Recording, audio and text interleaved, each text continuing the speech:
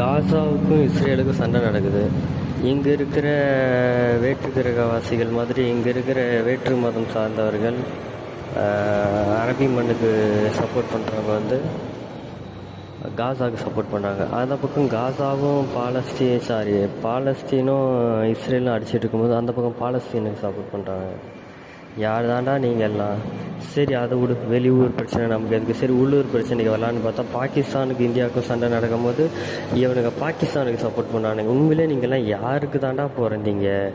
இந்திய மண்ணில் சோத்தை தின்னுட்டு இந்திய மண்ணுக்கு விசுவாசமாக இருங்கடா. ஆனால் நீங்கள் பாகிஸ்தானுக்கு விசுவாசமாக இருக்கீங்க. நான் பல பேரை பார்த்துட்டேன்.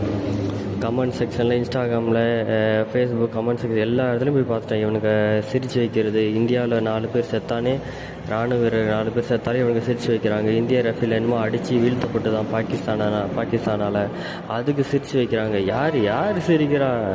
என்ன வெளிப்படையாக சொல்லணுமா? இல்லை தெரியாத அவங்களுக்கெல்லாம் எல்லாம் பாலைவன மண்ணுக்கு பிறந்தவனுங்க தான் சிரித்து வைக்கிறானுங்க. இந்தியா தோக்கணும் அப்படின்ற மாதிரியே பண்ணுறானுங்க. அந்த பக்கம் இஸ்ரேலுக்கும் மற்ற நாட்டுக்கு பிரச்சனை, இஸ்ரேல் அழிக்கப்படணுன்றாங்க. சரி, நீங்களாம் உண்மையிலே யாருக்கு தான் பிறந்தீங்கன்னு எனக்கே ஒரு சந்தேகம். அவங்க பிறப்பில் எனக்கு ஒரு சந்தேகம். உண்மையிலே திருந்துங்கடா. திங்கிற நாட்டுக்கு வந்து விசுவாசத்தை ஏதாச்சும் போட்டு கொடுங்கடா.